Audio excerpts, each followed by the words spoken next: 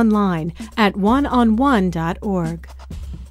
Let me tell you something. There are stories that you hear out there that inspire you, and the story you're about to hear from the gentleman you're about to meet is going to make a difference. Here he is. He's Rafe Gomez, and he's the author of the audiobook, What's in It for Me? What's in it for me? What do I get out of this? Rafe, talk to me about this. What's the whole idea here? The whole idea is that Who are you, by the way? Well, I am the Rehirement coach. The Rehirement coach. Rehirement, not retirement, although if I help you and you get a gig, you can retire, you thank me. But you didn't work for 2 years. I was out of work for 2 years. I was actually, do you remember CD 101.9, the radio station? Yeah. I had a 5-year-old show on there called The Groove Boutique. It was a jazz mix show on Saturday nights. Absolutely. #1 listened to, #1 rated, and because it was so popular, I got syndicated around the country. The show was aired on radio stations around the country. I was on QVC. I was a host on QVC. I did remixes for Motown. You were hot. I was hot. I was singeing. You get third-degree burns touching me. What happened?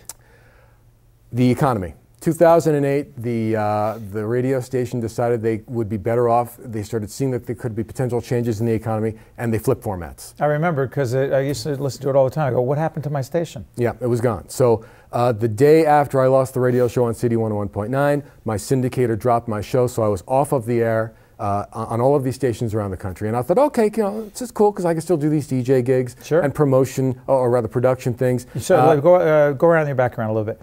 DJing? DJ, producer, radio host. You got the whole thing going. The whole thing, the buffet. Gotcha. The buffet. And I was wrong. It all just right down the toilet. None of it. Nope. Didn't see it coming?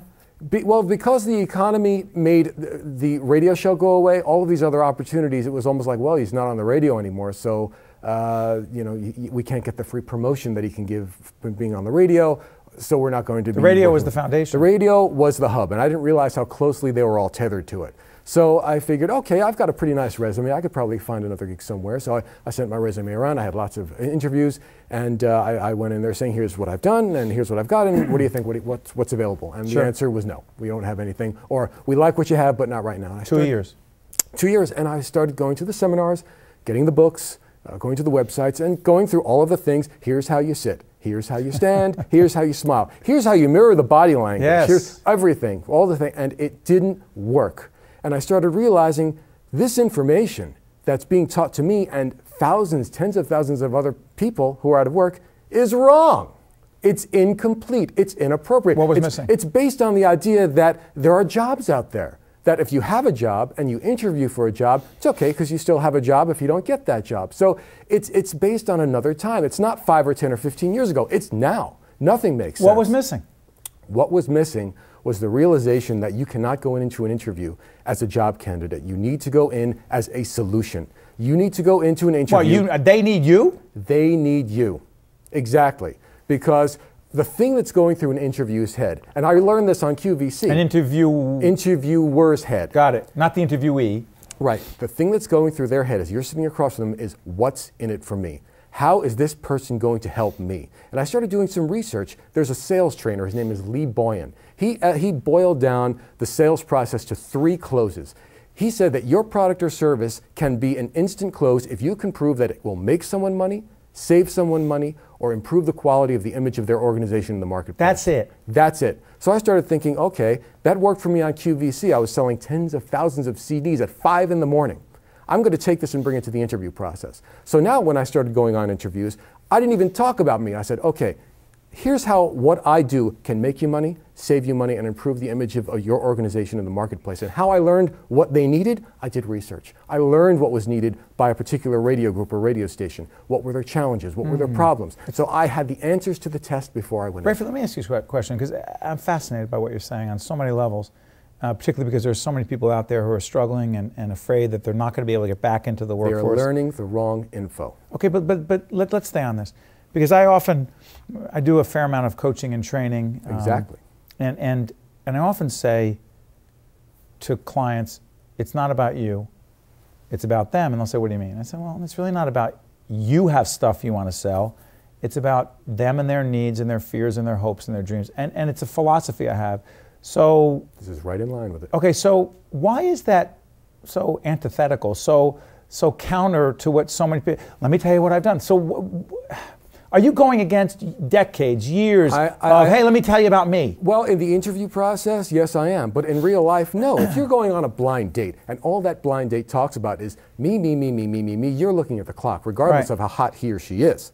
You want to speak to someone who's asking you questions, who's learning about you, who you want to learn enough about then to go on a second date with. So when you go into an interview, if you go in there as a job candidate, for instance, you have needs. You need a paycheck. Yes. You need a job. And that interviewer could care less about your needs. That's not their problem. They don't care. They want you to walk into that interview and present yourself as a solution. Here's how I can help you achieve exactly what you're looking for. Because really, Steve, they don't like having the interview process. They don't want it to go on. It's not a charitable exercise. It's not something fun. They have a need. They need something to be done now, especially right now where companies have been laying off so many workers. If they're looking for someone new, they realize that their shaved down organization cannot handle the new initiative that they want to make happen. What are they thinking, Rafe, when you are telling them, hey, I saw that you opened up a new plant in such, and I have an idea as to how you can save money. What are they thinking immediately when you're talking about them, their problems, their needs? They're what are they thinking, how?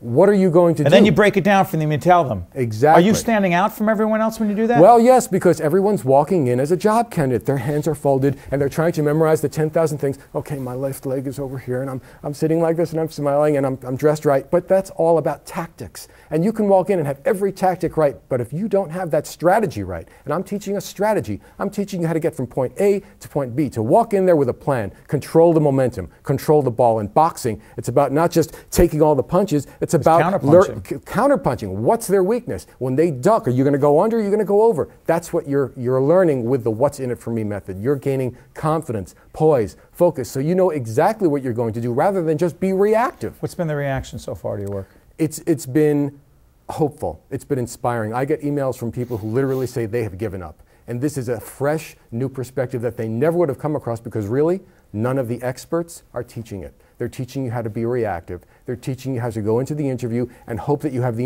all of the answers right that that the interviewer is going to ask. Before I let you out here, people go on your website, which we've had up the entire time. The Rehirement Coach. What happens when they go there? What do they see? They see some information about the audiobook. They can click to download it. It's on audible.com. They also can see a lot of media clips of me being interviewed on Fox and Friends, on CBS Radio. Do we wind up on there?